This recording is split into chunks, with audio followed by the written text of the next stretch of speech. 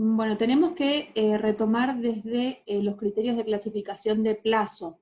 La clase anterior empezamos el desarrollo de dos criterios de clasificación que distinguía el primero entre plazo suspensivo y resolutorio, y el segundo entre plazo cierto e incierto, este último con sus dos modalidades, plazo incierto determinado y plazo incierto indeterminado. Bueno, a partir de allí nos quedan por agregar algunos criterios más de clasificación. Vamos a ir haciendo el análisis de ellos. El siguiente es, la diferencia está entre plazo tácito y plazo expreso. El plazo expreso es aquel que surge inequívocamente del título constitutivo de la obligación. Por ejemplo, puede ser un contrato. Es un término que se encuentra, que surge sin, digamos, sin duda, sin margen de error, que se trata de una determinada fecha, ¿está? Por ejemplo, un contrato de locación que determina un plazo de vigencia de 2 años, iniciándose el 23 de abril de 2020 y finalizando el 23 de abril de 2022. Ese plazo, además de ser cierto, recuerden que el plazo cierto era aquel en el que contábamos con la fecha, con el día, mes y año, sería también un plazo expreso, porque se encuentra contenido en el título constitutivo de la obligación, el título que hace nacer la obligación, en forma expresa, ¿está? En cambio, el plazo tácito es aquel que no surge del título constitutivo de la obligación, pero que se infiere de la naturaleza de la prestación. ¿Qué significa esto último? Que si bien no surge del contrato, por ejemplo, una fecha establecida para el cumplimiento de la prestación, se entiende que el acreedor le otorga un plazo de cumplimiento al deudor, que si bien no se encuentra con fecha expresa, pero se evidencia que no se va a cumplir en forma inmediata al momento en que la obligación nace, sino que se va a cumplir en un momento posterior. Entonces, para ejemplificar esto último, podríamos mencionar el caso de el acreedor que encomienda a un pintor la confección de una obra de arte sin establecer la fecha en que le va a entregar esa obra de arte. Por ejemplo, yo contrato a un pintor y si bien no estipulo con él que la obra me va a ser entregada en determinada fecha, es evidente que no me la va a entregar en este mismo momento, ni me lo va a entregar mañana, sino que habría un término sobreentendido de alguna forma por las partes que a ese deudor le insumiría elaborar de alguna forma la prestación. Otro ejemplo que también se suele mencionar es un contrato de transporte, de mercadería, por ejemplo. Si yo estipulo la entrega de una determinada mercadería en una ciudad distante de donde está la parte, por ejemplo, tengo que trasladar, qué sé yo, 1 tonelada de trigo y tiene que ser entregada en el puerto de Buenos Aires. Y tengo las dos opciones, tengo la posibilidad de estipular un plazo expreso, de decirle al deudor que la entrega la debe hacer el 25 de abril de 2020, o bien puedo no decir nada y de todas formas se entendería que el cumplimiento de esa prestación insumiría un tiempo que al deudor le tomaría trasladarse geográficamente hasta el punto de entrega. ¿Se entiende o no? Por eso no podríamos hablar de una obligación sin plazo, sino que tiene un plazo, pero es un plazo no acordado por las partes en términos de una fecha, pero que surge evidentemente del tiempo que al deudor le va a insumir cumplir la prestación. Por eso es que se lo define de esa forma. No surge del título constitutivo, pero surge de la naturaleza de la prestación. Si para cumplir la prestación el deudor requiere un cierto tiempo, entonces estamos en presencia de un plazo tácito. ¿Está? Bueno, otro criterio de clasificación distingue entre lo que son los plazos de derecho y el plazo de gracia. Vamos a acá hacer un breve cuadrito para que ustedes entiendan. Plazos de derecho tenemos 3. Son, de acuerdo, el criterio de clasificación acá determina de dónde surge o quién es el que determina el plazo. Tenemos 3 plazos de derecho: el plazo convencional, el plazo judicial y el plazo legal. Es, creo que el criterio más fácil de clasificación de plazos. Tengo que pensar de dónde emana el plazo, quién lo determina. Bueno, si estamos hablando de un plazo convencional, el plazo es establecido por las partes, o sea, acreedor y deudor se han puesto de acuerdo respecto del mismo. ¿Está? Segundo punto, plazo legal. Bueno, es un plazo que surge evidentemente de la ley, de una ley. Por ejemplo, en el caso anterior, plazo convencional, podríamos mencionar como ejemplo al contrato de locación. Establecemos 2 años de vigencia, un contrato que está sujeto a un plazo acordado de común acuerdo. Un plazo legal, por ejemplo, que surge de una ley, puede ser un plazo procesal, como por ejemplo el plazo para interponer un recurso, por ejemplo, de un recurso de revocatoria, que la parte tiene 3 días para interponerlo. Bueno, ¿de dónde surge ese plazo? Surge de un código procesal, civil y comercial. Bueno, entonces allí estoy en presencia de un plazo legal. El plazo, por ejemplo, para presentar un dictamen pericial, que tiene un perito, bueno, el código procesal dice que tiene 15 días para presentar el dictamen. Bueno, son plazos que van a emerger de leyes, los plazos legales.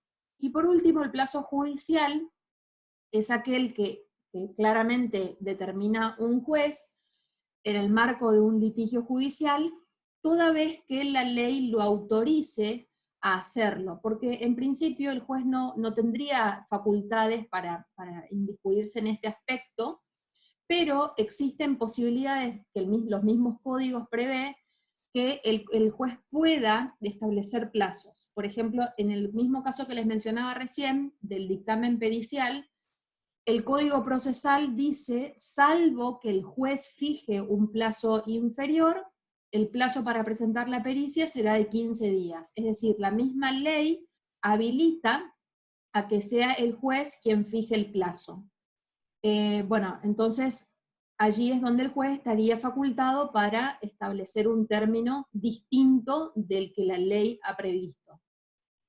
Bueno, ahora, del otro lado de los plazos de derecho, encontramos a un plazo muy conocido por los abogados, que se denomina plazo de gracia. ¿Está? El plazo de gracia nosotros, lo aclaro en la cátedra, lo tomamos desde una perspectiva de índole procesal, o sea, lo que el abogado define como plazo de gracia, porque en realidad uno puede encontrar al plazo de gracia como sinónimo de un término de benevolencia que el acreedor le puede otorgar a su deudor para cumplir la prestación, que no está mal, digamos, eso es correcto, está bien, pero en el caso de los abogados, que es justamente en lo que ustedes se están formando, el plazo de gracia tiene un significado sumamente importante y único, y es fundamental que nosotros lo aclaremos, digamos, que cuando hablamos de plazo de gracia hay un significado procesal que se impone y que como abogados tenemos que conocer. ¿En qué consiste el plazo de gracia? Bueno, es una definición por ahí compleja la primera vez que la escuchan, pero después cada palabra encuentra su lugar en la definición. El plazo de gracia consiste en las 2 primeras horas del día hábil siguiente al del vencimiento del término. Vamos a llevar esto a un ejemplo, lo vuelvo a repetir para que lo tengan presente. Las 2 primeras horas del día hábil siguiente al del vencimiento del término. Bueno, vamos a trasladarlo a una hipótesis práctica. Supongamos que ustedes son consultados, como abogados, son consultados por un cliente que viene a su estudio jurídico informándoles que ha sido notificado de que se interpuso una demanda en su contra, por ejemplo. Ha sido notificado a través de un instrumento que se denomina cédula, que Juan lo ha demandado en razón del incumplimiento de un contrato, por ejemplo. Bueno, resulta ser que el cliente viene a su estudio luego de haber estado varios días analizando qué iba a hacer al respecto. O sea, no es que viene el día siguiente que recibe esa cédula, sino que deja pasar varios días, como usualmente sucede, hasta que la persona se decide a consultar al profesional idóneo en la materia. Bueno, y eso sí que llega al estudio jurídico. Lo primero que el cliente le va a exhibir es lo que recibió de parte de ese oficial de justicia.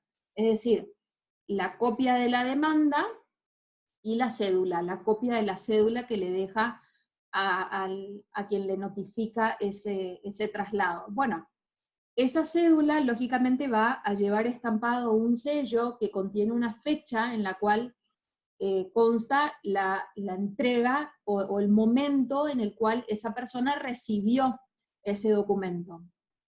Bueno, lógicamente, una vez que la persona está notificada, comienza a correr un plazo.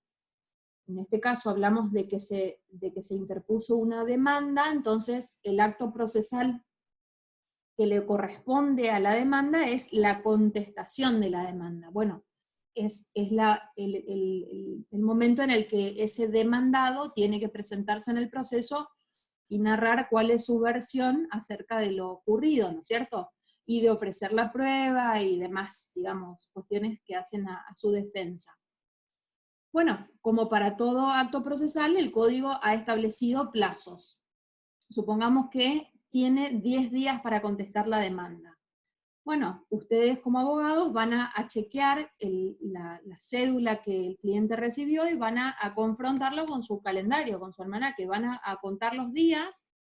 En el caso de los plazos judiciales se cuenta en días hábiles, con lo cual ustedes van a tachar los sábados y domingos y van a contar los 10 días, desde el día siguiente al que su cliente recibió la cédula, hasta la fecha de la consulta en la que ustedes se encuentran en ese momento. Bueno, podrían allí presentarse dos hipótesis, o tres, si quisiéramos. La mejor sería que, por ejemplo, estemos en el día, de los 10 días hábiles, estemos en el día 5.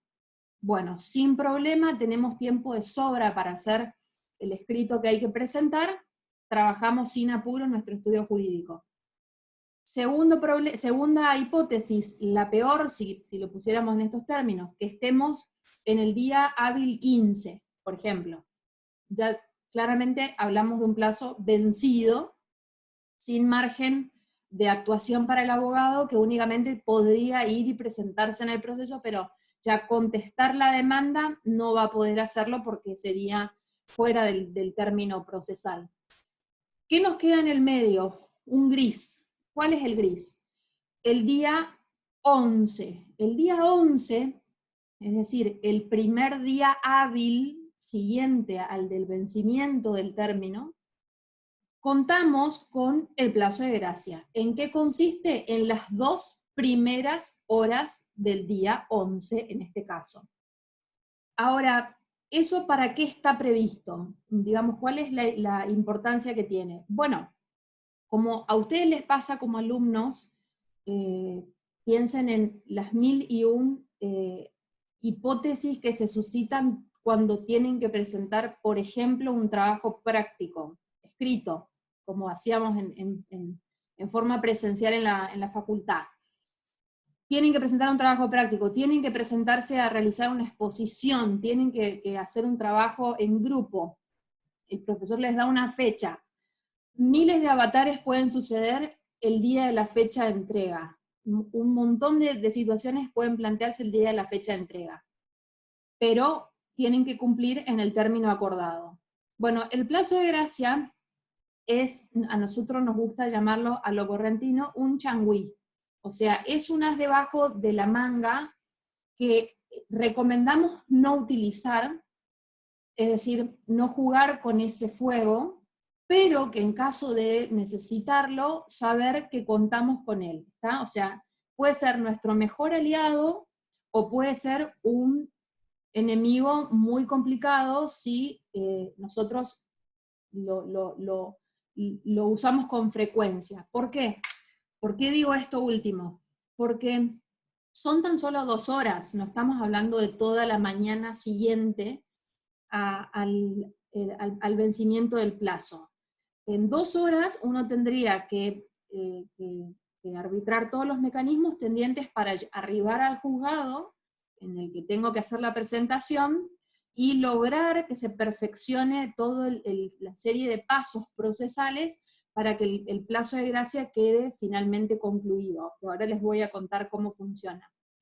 Y en esta situación, en este marco, pueden plantearse, así como en la entrega de un trabajo práctico en la facultad, pueden plantearse un sinnúmero de situaciones. Que la impresora no le funcione, que ese día caiga una lluvia torrencial y no consigan en qué moverse, en qué trasladarse hasta el edificio de tribunales, que se hayan quedado sin tinta, sin hojas, lo que fuera en sus casas. Y una vez que, en el mejor de los casos, hubieran arribado a tiempo al edificio de tribunales, el mismo edificio también presenta una serie de carreras de obstáculos que hay que sortear. Por ejemplo, ascensores, para el que no conoce, el edificio de tribunales de San Juan y Julio, es un edificio sumamente viejo, que no está pensado, de hecho no estaba pensado para juzgados, sino que justamente allí funcionaba el banco de corrientes, y como cualquier banco, estaba, digamos, concebido para que el público ingrese a los pisos más bajos, y que de alguna forma vaya decreciendo la cantidad de gente que iba a ir elevándose a los pisos superiores. En cambio, en la actualidad, tenemos casi 3 juzgados, en la mayoría de los casos por piso, hasta el 7º piso, inclusive. Incluso funciona la Cámara de Apelación, que se encuentra en los pisos superiores, y la Fiscalía General. O sea, tenemos toda una serie de dependencias judiciales que se encuentran en un único edificio. Para acceso a los profesionales cuenta tan solo con 3 ascensores, como ustedes lo están escuchando, con una capacidad que debe rondar entre las 8 y 10 personas, más o menos, que en este contexto sería imposible utilizar con el distanciamiento social que tenemos que guardar. Y contamos con 2 escaleras. Una escalera que fue la última en construirse, que es la escalera de emergencia, que es la que ustedes ven bien en la esquina, que es la escalera de incendio, a la cual no se logra acceder desde la calle. O sea, ustedes tienen que subir hasta el primer piso por ascensor o por la otra escalera, que ahora les voy a contar cómo es, y desde allí comenzar, si quieren, a subir por la escalera de emergencia, que es una escalera grande. La otra opción para subir por escalera es una escalera caracol, como se los digo, una escalera espiral, que siempre narro tiene un grosor de escalón que no resiste a personas que suban y bajen en forma simultánea. Siempre terminamos arrinconados contra la pared si nos encontramos en medio subir con otra persona. Hay que esperar en los descansos que la gente termine de subir o de bajar, y imagínense si tienen que hacerlo al piso 7, por ejemplo, porque el ascensor está saturado, o porque no pudieron subir por la otra escalera porque tal vez se encontraron con la puerta cerrada, que de hecho sucede, como es una escalera prevista solamente para salida, muchas veces están las puertas cerradas, o se abren solo desde adentro. Entonces pueden presentarse una serie de complicaciones. Y además, porque plazos de gracia tienen todos los abogados, en todos los expedientes, en todos los juzgados. Con lo cual, posiblemente si ustedes van a las 9 menos 5 de la mañana, se van a encontrar con que todos los días hay gente presentando escritos en plazo de gracia. Entonces, no es una liviandad trabajar al filo de la navaja, digamos, en estos casos.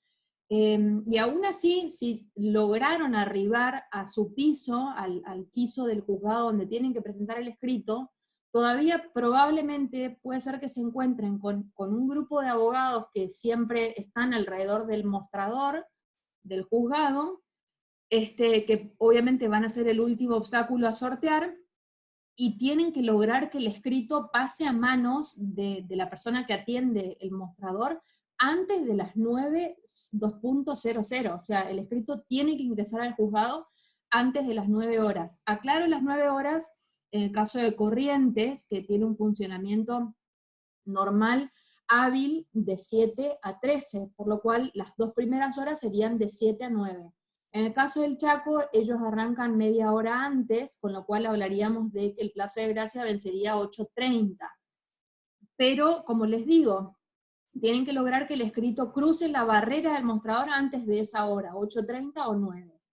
Y una vez que cruza el escrito, ya tienen que encomendarse a la Virgen María, porque la persona del mostrador va a mirar su propio reloj, o sea, no va, si ustedes tienen un reloj no sincronizado con el horario de la persona que atiende el mostrador, podría haber un desfasaje de minutos que pueda serle utilizado en su contra, digamos, en este caso, porque la persona del mostrador lo que hace es mirar el horario de su celular o de su computadora, porque es el que le va a dar la cantidad de minutos, y en ese momento lo va a estampar para no olvidarlo, generalmente con lápiz o con virome en algún margen de la hoja, y ahí es donde ya podrían ustedes respirar y tranquilizarse. Ahora, ¿cómo sigue la cuestión una vez que el escrito ingresa al juzgado, que pasa esta barrera del mostrador y que logra tener estampado digamos, colocado de puño y letra con la persona del mostrador la hora en la que ingresó? Bueno, a partir de allí, esa persona que atiende el mostrador, ese empleado administrativo, tiene que dirigirse con el escrito directamente al secretario o secretaria del juzgado.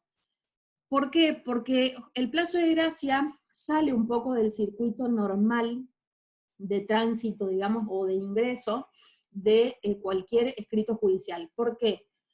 Le voy a compartir la pantalla para que ustedes miren la diferencia entre uno y otro caso. En un escrito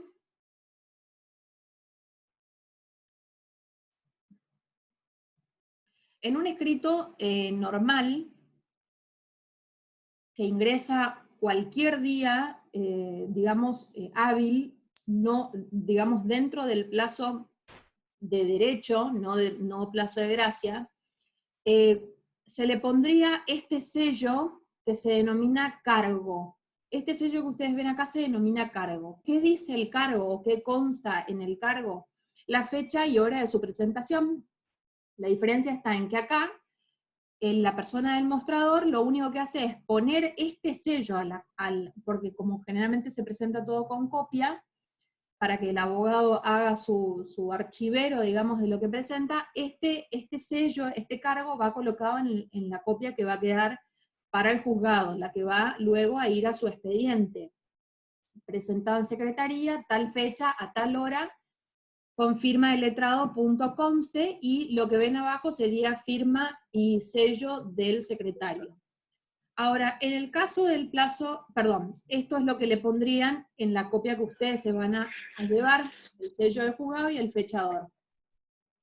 En el caso del plazo de gracia, la cuestión cambia, porque, como les decía,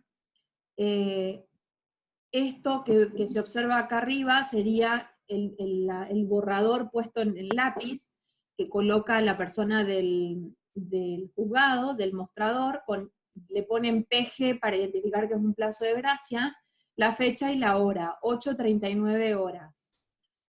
Y luego, como les dije, esto lo va a llevar al secretario del juzgado, que es el que va a poner de su puño y letra el cargo. Eso mismo que en la imagen anterior veíamos bajo la forma de un sello, el secretario lo tiene que escribir de su puño y letra. Entonces, luego de las firmas que ven acá, que son las firmas de los abogados, le coloca el secretario, presentado en secretaría, con firma letrada, hoy 13 de noviembre, siendo las 8:39 horas, la hora que le escribió la persona del mostrador, con su sello y firma, lógicamente. ¿Está? allí radicaría la diferencia y eso sería lo que tenemos que lograr, esa sería la meta que tenemos que lograr para que nuestro plazo de gracia quede bien concluido, digamos. O sea, un plazo de gracia tiene que terminar con un cargo puesto de puño y letra por parte del secretario.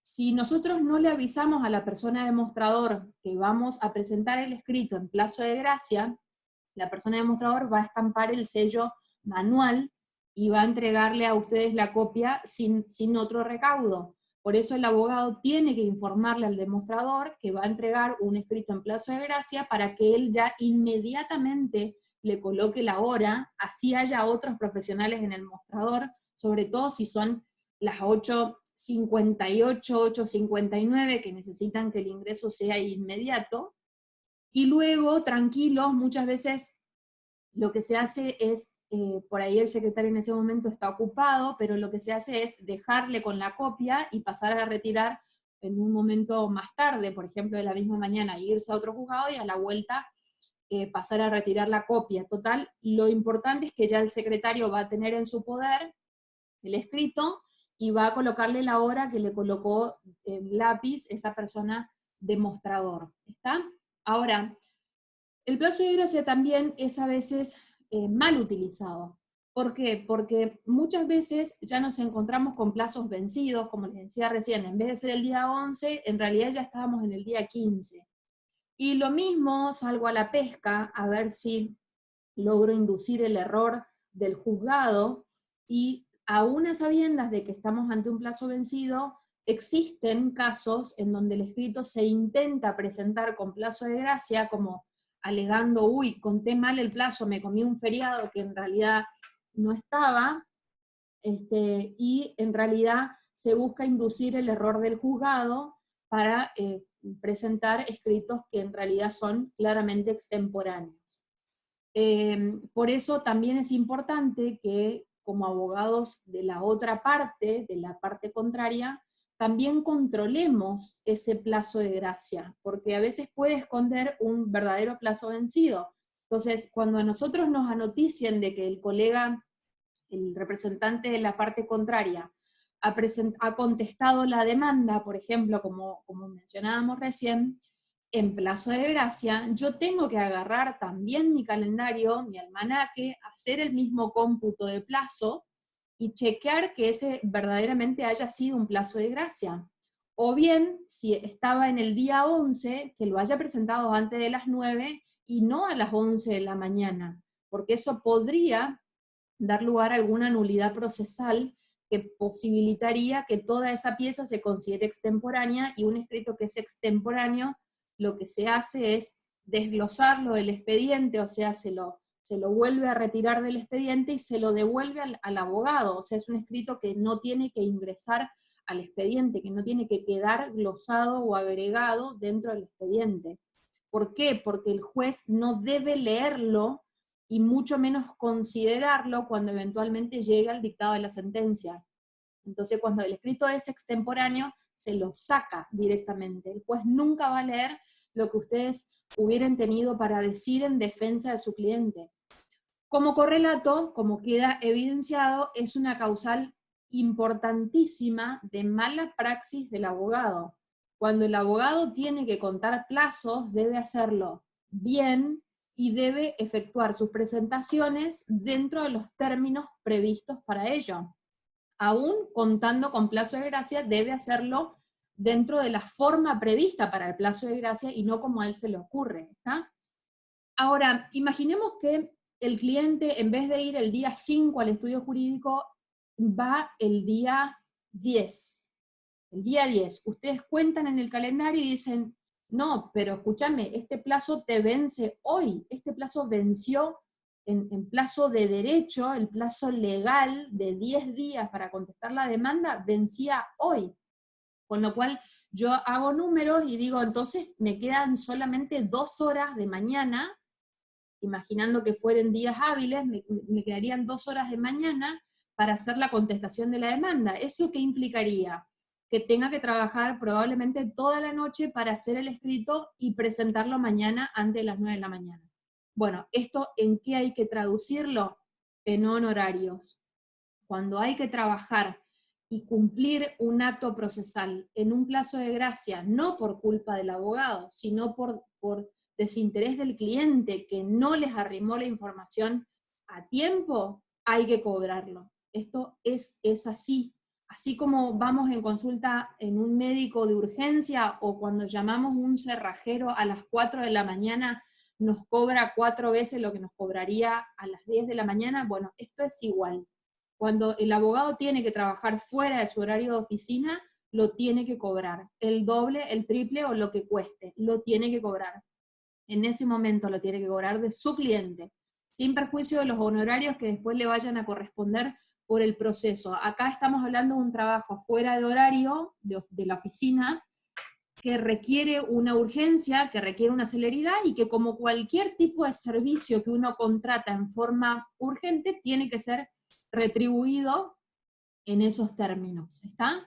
O sea que haciendo un poco el balance, digamos, de este instituto, son cuestiones de cal y de arena, digamos. O sea, tenemos el as debajo de la manga, sabemos que contamos con él, pero es aconsejable no recurrir siempre a ese plazo de gracia, dejarlo para situaciones excepcionales, que realmente nos haya sido imposible, o porque teníamos trabajo anterior que cumplir en los días previos y que vamos a llegar realmente ajustados para presentar un determinado escrito, o bien, como les decía, porque el cliente nos ha colocado en esa situación de tener que hacer las cosas en plazo de gracia. Pero, como les digo, la de arena es que si esta situación se plantea, bueno, hay que cobrarla como corresponde, ¿está? O sea, hacer valer nosotros también ese trabajo realizado de urgencia, eh, sin necesidad, digamos, porque ustedes saben como abogados que el cliente tenía 10 días antes para venir al estudio y no lo hizo. Entonces, bueno, lamentablemente esa demora también hay que hacérsela sentir al cliente y que el cliente también se dé cuenta de que es él el demandado, es su interés el que está en juego, y lógicamente que si nosotros tenemos que trabajar a las apuradas o trabajar un sábado o domingo, por ejemplo, imaginando que el plazo de gracia fuera lunes a primera hora de la mañana y que nos obligara a trabajar un fin de semana, bueno, eso también hay que cobrarlo, es así. Eso tienen que tenerlo presente, ¿está? Bueno, por último nos queda un criterio de clasificación más que distingue entre plazo perentorio, o también llamado plazo esencial, y plazo no perentorio o no esencial. ¿Qué significa esto? Bueno, el plazo perentorio lo podemos resumir en una palabra. Es un plazo improrrogable. ¿Qué significa esto? Que la obligación debe ser cumplida en el término acordado, en el término previsto para ello. ¿Por qué? Porque en caso contrario, quiero decir, en el supuesto de que no se hubiera cumplido en el término establecido y quisiere hacérselo con posterioridad, ello no sería factible porque se estaría desnaturalizando el objeto de la obligación. Y al desnaturalizarse el objeto de la obligación, me quedaría sin un elemento esencial, que es el objeto, y por ende la pata de la mesa se me va a correr del lugar y la mesa entera se me va a desvanecer.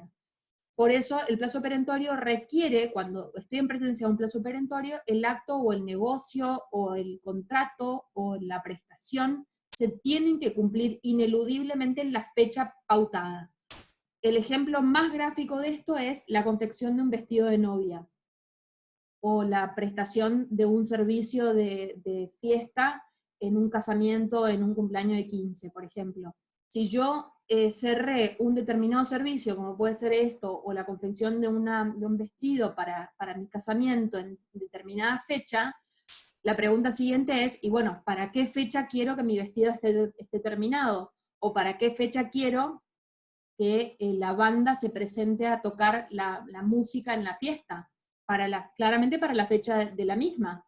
No me serviría en nada que la modista no me traiga el vestido el día del casamiento y quiera hacerlo 3 días después, porque lógicamente se desnaturalizaría el objeto de la obligación, ¿está? Por eso vuelvo a la primera palabra, son plazos improrrogables.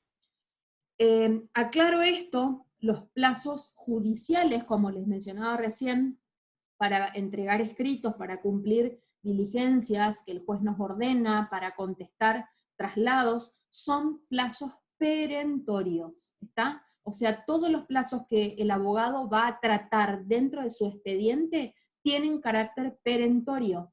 O sea, así de riguroso hay que tomar el cumplimiento de un plazo, por eso la connotación respecto al plazo de gracia. Los actos procesales se tienen que cumplir dentro de los términos establecidos por el Código Procesal, o que eventualmente me determine el juez, y es de modo improrrogable. Si yo no contesté la demanda el día cuanto mucho 11, antes de las 9 de la mañana, no puedo hacerlo con posterioridad, porque ese plazo es improrrogable. Se estaría desnaturalizando el acto, que en este caso es con la contestación de la demanda, y pasaría lo que yo les decía recién. Se desglosaría y me devolverían el escrito. En cambio, el plazo no perentorio, no esencial, es aquel que admite posibilidad de cumplimiento posterior al vencimiento. Es decir, si bien yo tengo un plazo para cumplimiento, en el supuesto en que el deudor no entregara o no cumpliera la prestación en dicho término, podría hacerlo con posterioridad. Ahora, ¿eso sería gratuito para el deudor? No. Sería a cargo, tendría que hacerse cargo de los eventuales daños y perjuicios que hubiere causado con su morosidad, con ese retardo o retraso, ¿está? Entonces, el ejemplo acá, ¿cuál podría ser? Podría ser la confección de un vestido, pero no de novia, un vestido cualquiera.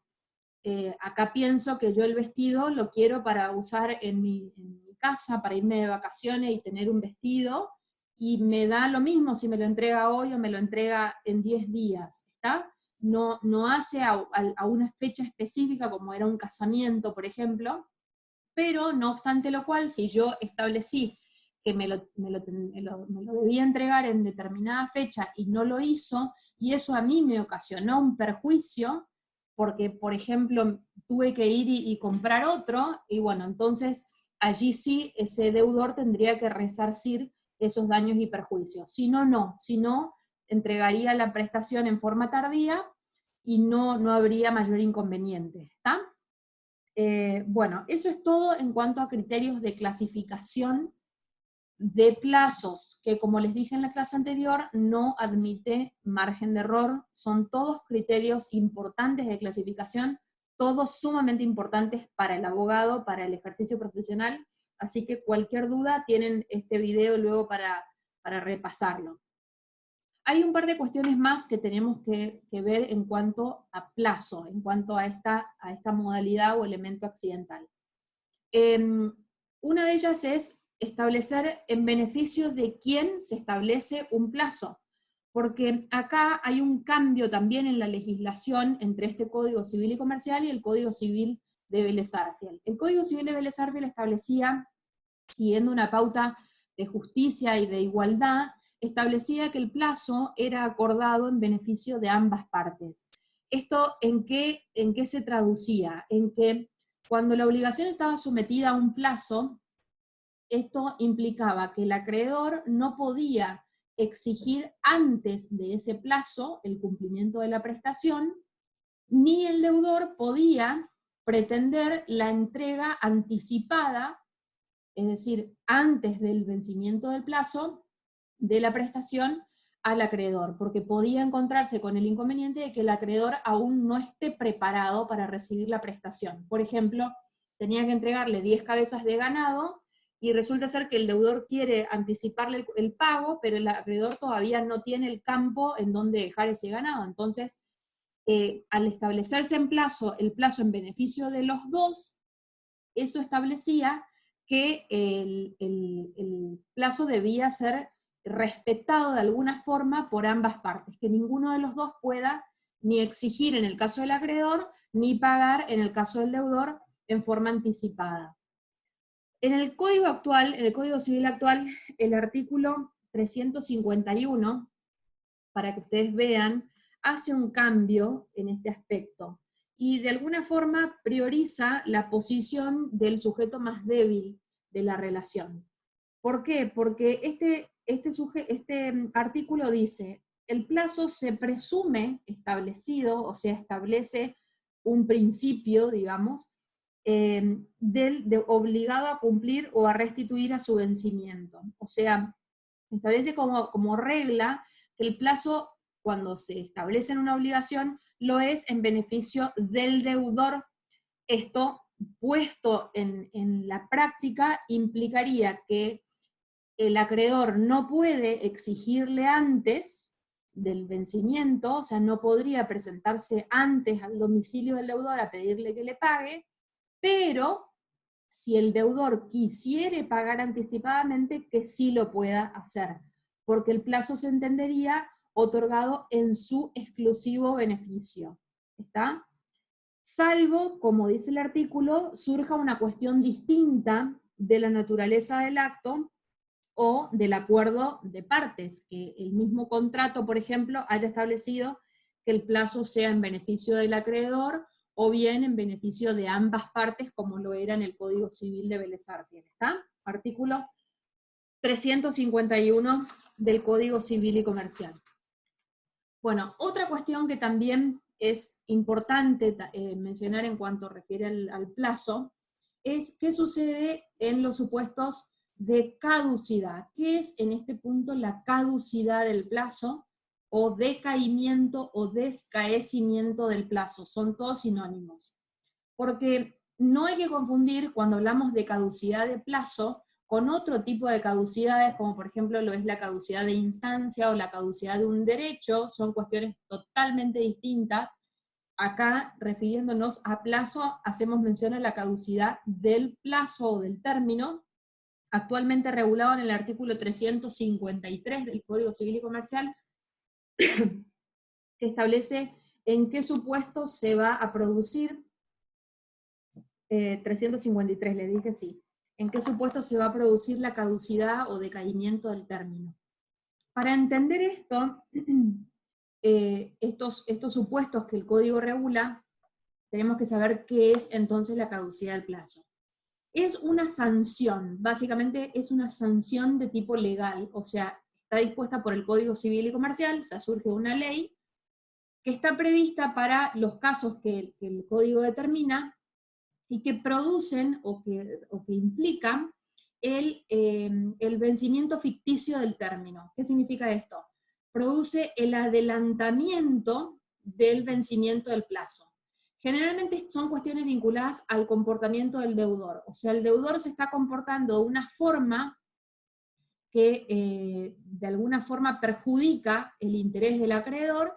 Entonces lo que hace la ley es decirle al deudor, bueno, señor deudor, usted tenía este plazo establecido a su favor, pero usted con esto lo que está haciendo es perjudicar a su acreedor. Entonces, ¿por qué el acreedor va a tener que quedarse a la espera de que su deudor se comporte como un buen deudor, sino al contrario, darle por cumplido ya el vencimiento del plazo, como si adelantáramos los efectos del vencimiento del plazo?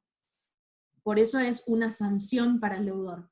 El deudor de buenas a primeras deja de contar con el plazo a su favor y se tendría al plazo por ficticiamente vencido. ¿Está? Bueno, ¿cuáles son los supuestos que prevé el código? Prevé, por ejemplo, el caso de la quiebra del deudor.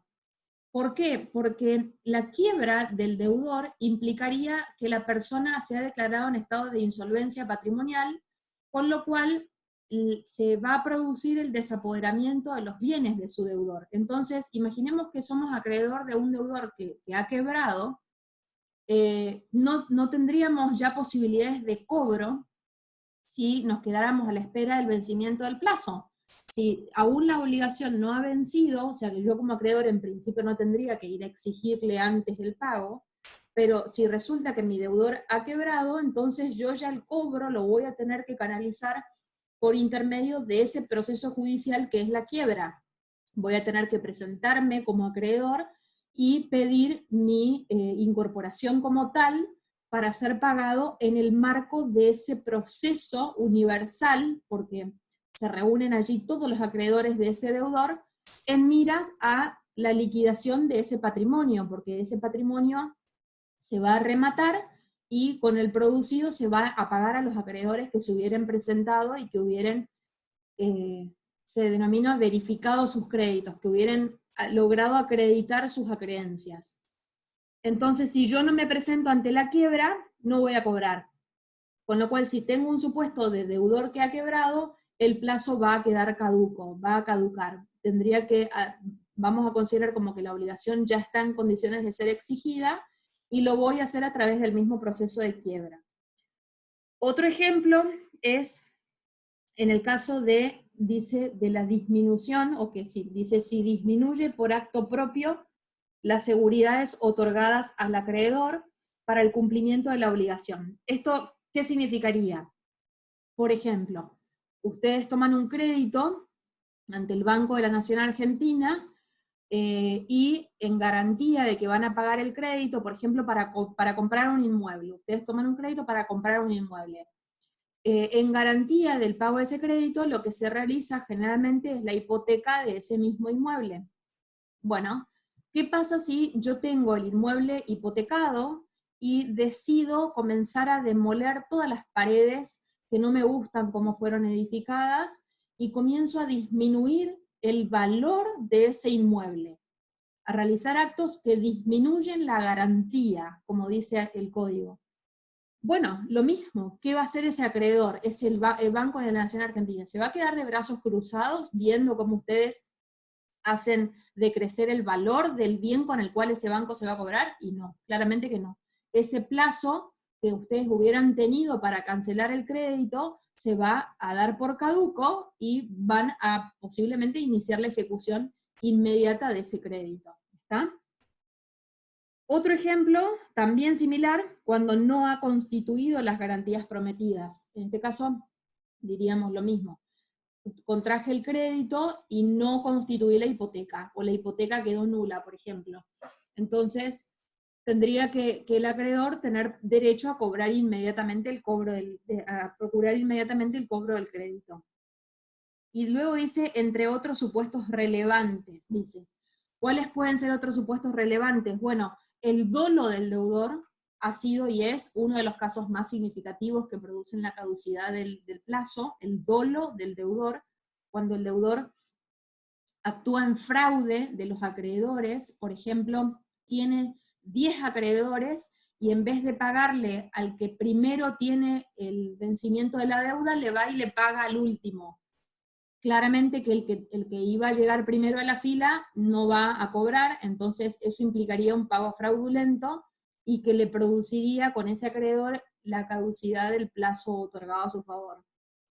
Otro supuesto es la venta judicial de bienes grabados. Por ejemplo, cuando yo, en este mismo supuesto que les daba recién, cuando dejé de pagar, por ejemplo, el crédito que tenía garantizado con hipoteca, entonces lo que realiza el banco en momentos en el que ya intenta la ejecución del pago y no lo obtiene en forma voluntaria, abre la vía de la ejecución forzada, y en este caso la ejecución de la hipoteca, la ejecución hipotecaria.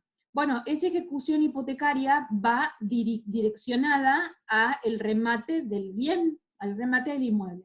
Entonces, como va a rematarse ese inmueble, lo que podría suceder es que yo no solo haya dado en garantía al Banco de la Nación Argentina ese inmueble, sino que además lo haya puesto en garantía de otros créditos, con el Banco Santander Río, con el Banco de Corrientes. Entonces, ¿qué pasaría con esos otros bancos que tienen la hipoteca todavía subsistente? Bueno, lo mismo que en el caso de la quiebra, porque el inmueble se va a rematar una única vez. Entonces, como va a haber un solo remate de ese inmueble, tenemos que tratar de que en ese remate cobren todos los acreedores. Por eso, si yo soy Banco Santander o Bancos de Corrientes, también se va a producir la caducidad de los plazos y voy a tener que presentarme en el proceso de ejecución hipotecaria del Banco de la Nación Argentina y procurar también mi inclusión en el crédito, en el pago del crédito una vez que se liquide ese inmueble. ¿Está? ¿Se entiende?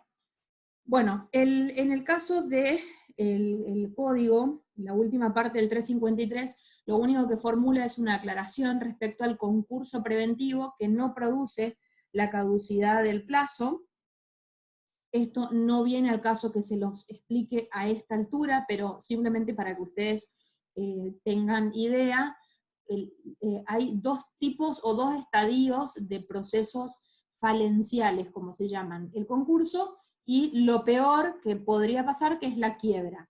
El concurso incluso lo podría pedir la propia persona, el propio deudor, y como en este caso lo que se persigue es que el deudor pague los créditos que debe. Acá hablamos de un estado de cesación de pago. La persona no está pagando o no está teniendo liquidez para pagar lo que debe a sus acreedores. Entonces lo que persigue el concurso es que el deudor arribe a acuerdos con sus acreedores. Si los cumple, no hay ningún problema, y si no los cumple, va a la quiebra. Y ahí en la quiebra es recién con lo que se produciría la caducidad de los plazos que hubieran tenido esos créditos con sus acreedores, porque en la quiebra ya sí se produce el desapoderamiento de los bienes y vamos caminando hacia el remate de los mismos y a la distribución final del producido en esas subastas. ¿Está? La aclaración es simplemente porque la quiebra produce la caducidad, pero no el concurso del obligado, el concurso preventivo. ¿Está? Bueno, y por último, la última cuestión a aclarar es cómo se computan los plazos.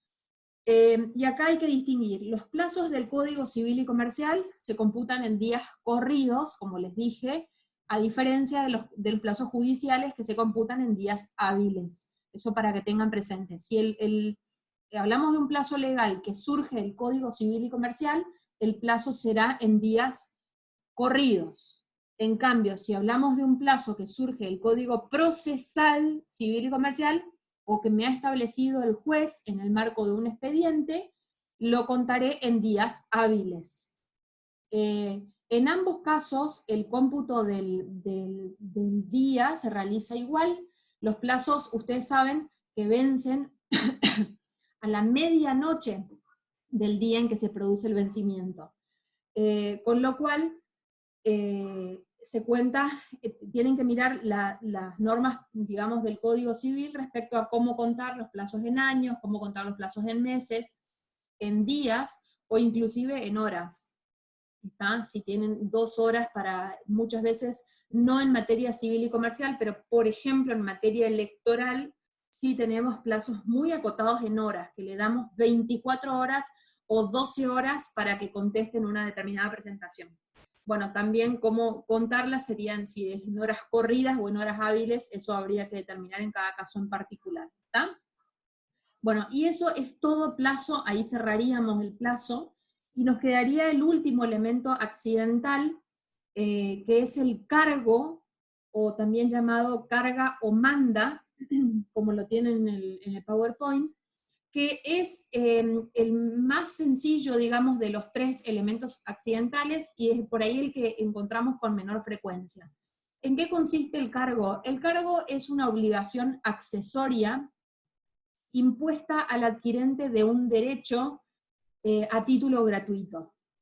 Traducido esto en un ejemplo, hablaríamos o de una donación o de un legado. Acto entre vivos, donación. Acto mortis causa, digamos, un legado. ¿En qué contexto aparece el cargo aquí? Bueno, yo decido beneficiar a alguien, a mi sobrino, por ejemplo, como habíamos visto en el trabajo práctico anterior. Juan y María deciden donar un inmueble a su sobrino Pedro, y ahí podríamos, hasta ahí tengo una obligación pura y simple, y podríamos agregarle un cargo. Un cargo implicaría, en este caso, una obligación accesoria que se impondría a Pedro como adquirente de ese derecho a título gratuito.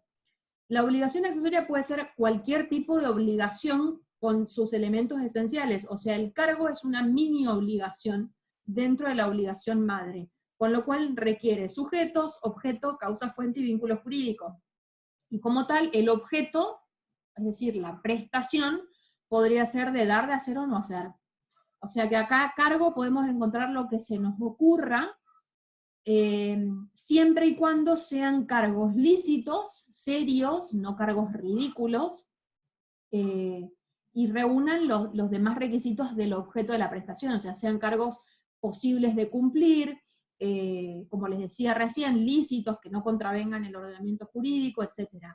Por ejemplo, le donan el inmueble a Pedro con el cargo de que Pedro construya en el patio un monumento en nombre de Juan y María, o que oficie todos los meses, en el caso de los legados, por ejemplo, muerta la persona, el destinatario de ese bien, que todos los meses, en el día de la muerte, oficie una misa en su nombre para recordar al donante, ¿está? O en este caso al causante, ¿está? El cargo, según la forma en la que sea establecido, voy directo a lo que me interesa que sepan de este tema, puede ser de dos clases. Puede ser un cargo simple o puede ser un cargo condicional, que es por ahí un poco cuando se confunden con condición propiamente dicha. El cargo simple es el artículo 354, o sea, es el caso que mencionábamos recién, puesto directamente como obligación accesoria al adquirente del derecho, digamos. Ese es el supuesto de cargo simple. Ahora, el cargo condicional, que puede ser lógicamente suspensivo o resolutorio, es cuando se hace depender la eficacia o la resolución del derecho al cumplimiento del cargo. Por ejemplo, un cargo suspensivo podría ser que cumplido el cargo, la persona adquiere el derecho, o bien un cargo resolutorio que en tanto cumpla, digamos, cumpla el cargo, el derecho no se va a resolver, pero si lo deja de cumplir, el derecho se resolvería. Como por ejemplo, si lo pensáramos en términos ejemplificativos, podría plantearse con estos terrenos que tenemos en Corrientes, que han sido donados al regimiento, por ejemplo, donde está la cárcel, todo ese predio grande debajo del puente, que han sido terrenos donados por particulares al Estado, para que allí funcionen esas instituciones. Y que en el caso de que yo quiera trasladar la cárcel, por ejemplo, uno se pregunta por qué allí funciona una cárcel en pleno centro de la ciudad, debajo de un puente, a una cuadra de la costanera. Bueno, precisamente porque ese no se puede trasladar de allí porque implicaría el incumplimiento de un cargo resolutorio. O sea, produciría la revocabilidad de alguna forma de la donación por incumplimiento del cargo. En ese caso el cargo está puesto bajo forma resolutoria, porque el cargo tiene que ser cumplido, y si se deja de cumplir, produce la resolución del derecho, ¿está? En cambio, en el suspensivo, en el cargo suspensivo, hablaríamos de que cumplido el cargo, la persona recién ahí va a adquirir el derecho. Por ejemplo, Juan y María le donan el inmueble a Pedro con el cargo de que, como les decía recién, que construya allí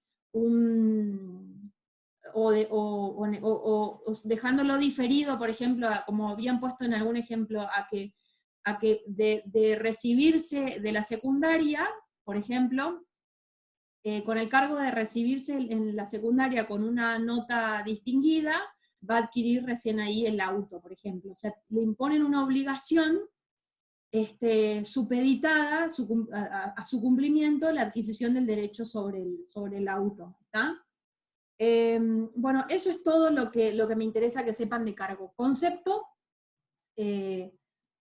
y clases, no hay mucho más. Después hay algunas otras láminas en el PowerPoint respecto a la naturaleza jurídica, o a quién puede ser beneficiario del cargo, porque el cargo puede ser en beneficio del acreedor o en beneficio de un tercero ajeno a la obligación. Eso no produce mayor distinción al momento de cumplir el cargo. El cargo es de obligatorio cumplimiento. Si una vez que está incorporada la obligación, recuerden que como cualquier elemento accidental cobra la misma importancia que los demás elementos esenciales, con lo cual el cargo se vuelve de cumplimiento obligatorio para el deudor. ¿Está?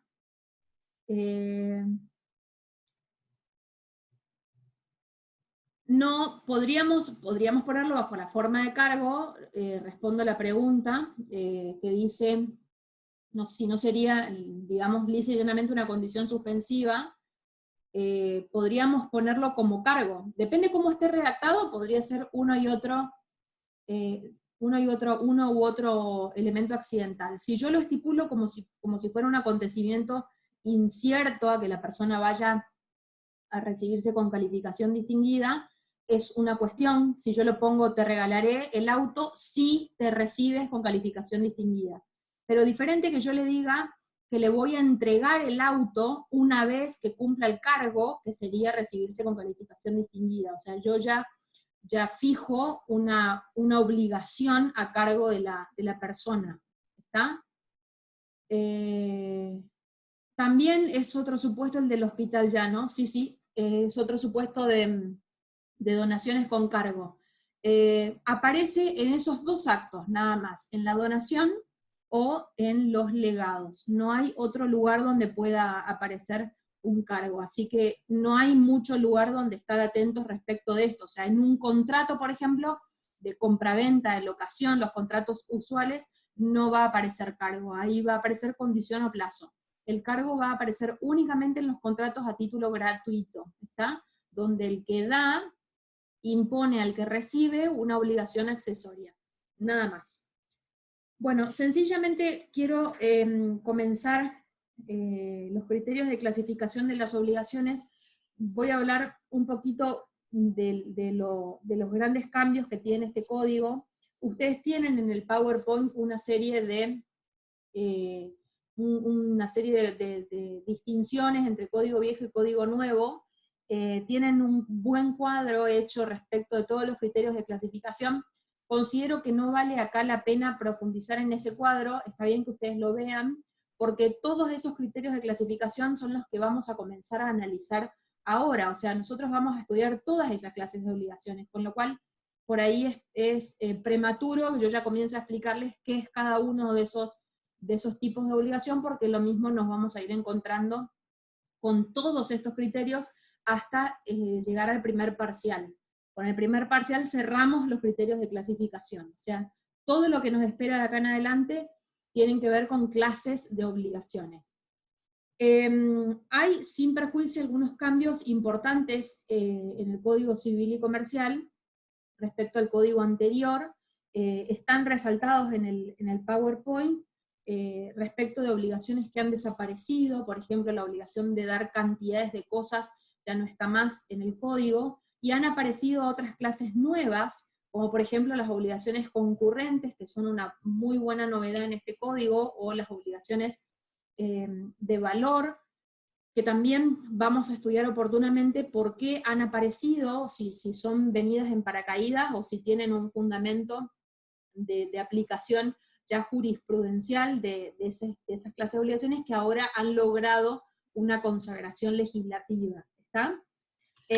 Bueno, el primer criterio de clasificación que nosotros vamos a estudiar en el programa distinguía, siguiendo a la línea de Vélez-Sarsfield, dos clases de obligación.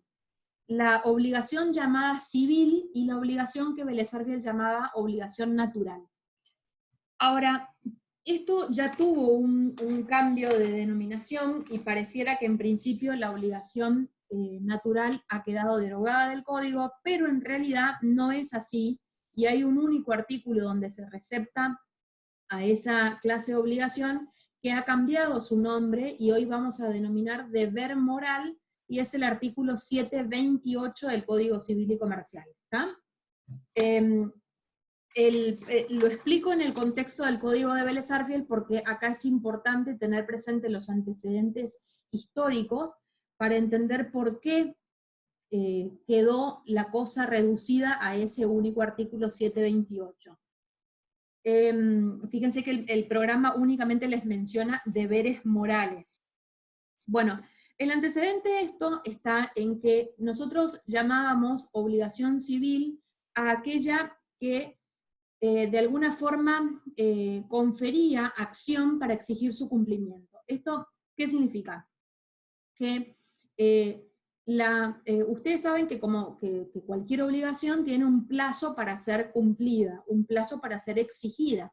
Y acá no hablo ya de plazo en el sentido de elemento accidental, hablo de un plazo en el sentido de la temporalidad que tienen en común todas las obligaciones. Las obligaciones, allá cuando vimos los caracteres, dijimos, nacen para ser cumplidas.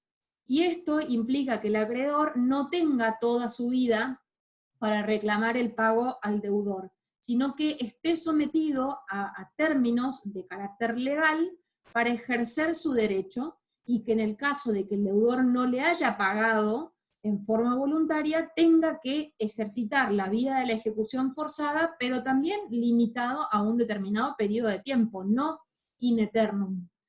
Es donde habíamos hablado en su oportunidad de la prescripción, por ejemplo. Bueno, ahora vamos a referirnos a ese caso en particular. En el caso de la obligación civil, hablaríamos de una obligación desde el momento del nacimiento de la misma, y dentro de ese plazo que la ley le otorga al deudor, al acreedor, perdón, para exigir el cumplimiento de la obligación. Por ejemplo, si pienso en un accidente de tránsito, que hace nacer a la obligación como responsabilidad civil, a la obligación de indemnizar, yo hablaría de obligación civil desde el accidente, desde el momento mismo del accidente, hasta el vencimiento de los 3 años que este Código Civil y Comercial establece como plazo de prescripción. Todo ese tiempo la obligación sería civil. Vencido ese término, la obligación se transformaría, ya no hablaríamos de una obligación natural, sino de un deber moral. Por ende, ¿cómo lo podemos definir el deber moral? Son obligaciones que no confieren acción para exigir su cumplimiento. ¿Está? Digamos, los definiríamos por oposición a lo que sería una obligación civil. No confieren acción para exigir su cumplimiento. Y Vélez Sarsfield, en un artículo que era el 515, cuya lectura aconsejo en este tema en particular, porque es verdaderamente gráfico e ilustrativo Vélez Sarsfield en este tema, Vélez Sarsfield decía, no confían en acción para exigir su cumplimiento, pero que en caso de que el deudor las cumpla en razón del derecho natural y de la equidad, autorizan al acreedor a retener lo pagado. ¿Está? Eso es lo que decía Vélez Sarsfield. Fundadas, les leo textual, son civiles aquellas que dan derecho a exigir su cumplimiento, naturales son las que, fundadas solo en el derecho natural y en la equidad, no confieren acción para exigir su cumplimiento, pero que cumplidas por el deudor autorizan para retener lo que se ha dado en razón de ellas. Y eso último, esa última línea, es lo único que este código ha captado en el artículo 728. Si se fijan en su Código Civil y Comercial, el artículo 728 dice, lo entregado en cumplimiento de deberes morales o de conciencia es irrepetible. Eso es exactamente lo mismo de decir en los términos de Vélez Sarsfield, a decir, autorizan a retener lo pagado. ¿Por qué? Porque hablar de irrepetibilidad en un pago, en un supuesto, que hablar de que el pago es irrepetible, significa que la persona no puede pedir el reintegro de lo que pagó, no puede repetir lo pagado. Repetir lo pagado no sería volver a pagar, sería pretender el que le devuelvan eso que entregó en cumplimiento de un deber moral. Vamos al ejemplo del accidente que les daba recién. Supongamos que el accidente sucedió hace más de 3 años, pero la persona, el deudor, sabe que fue responsable en ese siniestro en el que se le ocasionó graves daños a la parte contraria, y siempre se preguntó por qué no había sido demandado por el acreedor para obtener el pago de la indemnización que legalmente le correspondía. Y como no puede dormir tranquilo porque le pesa esa conciencia, decide él localizar al acreedor, y aún hallándose más que prescripta la deuda, decide pagar ese crédito, decide estimar una indemnización y hacer ese pago de esa reparación de daños y perjuicios. Bueno, ahora, ¿podría pasado mañana arrepentirse y presentarse en el domicilio de ese damnificado y decirle, no, mirá, me equivoqué, conté mal los plazos, yo no me había dado cuenta que el crédito había prescripto, devolveme lo que te pagué porque no te correspondía. No, no podría hacerlo. ¿Por qué? Porque aún yo pagando en cumplimiento de un deber moral o de conciencia, el pago surte pleno efecto cancelatorio del crédito. El pago es válido. Entonces, desde que el pago es válido, la obligación queda cumplida y no puedo obtener el reintegro de lo que pagué. Y el acreedor, por su parte, tiene el derecho a retener lo que se pagó en razón de ese crédito. ¿Está? Bueno, en ese artículo 515 del Código de Vélez-Sarsfield se incluían en cinco incisos los supuestos que Vélez-Sarsfield ejemplificaba de obligaciones naturales. Entre ellos el caso de la obligación prescripta, que estaba en el inciso 3, si mal no recuerdo. No, perdón, el inciso 2. En el inciso 2 estaba la obligación que principia por ser civil y se haya extinguida por la prescripción. Ese era el inciso 2 del 515. Hay otros casos que también son muy ejemplificativos de deberes morales, como por ejemplo el pago de deudas de juego. Para ponerlo en términos gráficos, hay distintas clases de juego según el efecto que produzca, el efecto jurídico que produzca. Por ejemplo, si yo le gano en un tragamoneda en el casino, por ejemplo, o gano la lotería, yo estoy jugando un juego que está regulado por el Estado. Entonces, ese juego regulado por el Estado engendraría lo que nosotros denominamos obligación civil. O sea que si después el casino o la lotería no quiere hacer el pago de la deuda, yo podría ejecutar ese crédito como cualquier tipo de crédito normal y habitual. Ahora, si en vez de pensar en esta clase de juego, pienso en un juego de póker entre amigos un viernes a la noche, o un juego de loba entre las mamás del colegio, ¿qué pasaría si esa persona que dijo que iba a poner en el pozo no puso en el pozo? Y perdió el juego y no pagó. ¿Podría llevarlo a tribunales, por ejemplo, como si estuviera hablando del casino o del Estado? No. ¿Por qué? Porque ese juego no es un juego regulado y por ende no engendraría una obligación civil. Es un juego de los que se denominan tolerados, que son juegos que generalmente se realizan en el ámbito doméstico y que engendran justamente deberes morales, ¿está? Así que cuidado cuando juegan al póker y le presto y no le presto, porque esa deuda no es ejecutable, ¿está? O sea, se engendra allí un deber moral. Esa persona le va a pagar si se lo dicta su deber de conciencia y su moral, ¿está? Y por último, para cerrar el tema del juego, por ejemplo, hay una clase más de juego que es el juego prohibido. Si yo pienso en el supuesto de riña de gallos, por ejemplo, son juegos que no están permitidos, con lo cual tampoco harían hacer ni una obligación civil, porque imagínense que yo no puedo alegar mi propia torpeza y presentarme en tribunales y decirle, señor juez, yo me encontraba apostando a un gallo que ganó y después no me quisieron pagar. ¿Y después qué me va a decir en primer término? ¿Y usted qué hacía allí? Si esa actividad es ilícita. Entonces, ese juego no va a engendrar obligación civil. ¿Engendraría una obligación natural o un deber moral? No, tampoco. Tampoco engendraría porque estamos en el caso, en el ámbito de lo ilícito. ¿Está? O sea que el único caso que nos queda es el del juego tolerado, como les decía recién, desarrollado en el ámbito doméstico. Sí, lo mismo sería la carrera de autos, si yo apuesto, por ejemplo, en una actividad ilícita, cual sea, eso no engendraría, no haría nacer obligación alguna. ¿Está? Estoy desarrollando un acto ilícito. A ver, leo otra consulta. Lo anterior ya quedó atrás, cualquier cosita después lo revemos. Bueno, esos dos ejemplos podríamos mencionar como deberes morales, ¿está? Cualquier cosa, si quieren buscar otros ejemplos, tienen otros incisos del artículo 515 del Código Civil derogado, que sirven en este punto para darnos casos de deberes morales. Pero con esos dos me parece que ya es suficientemente ilustrativo de entender que si, aún si yo pago una obligación que no da acción para exigir su cumplimiento, produce un efecto que es el que el acreedor pueda retener lo que se ha pagado en razón de ella, y que el deudor no tenga el derecho a pedir la devolución o el reintegro o la repetición de lo que ha abonado. ¿Está?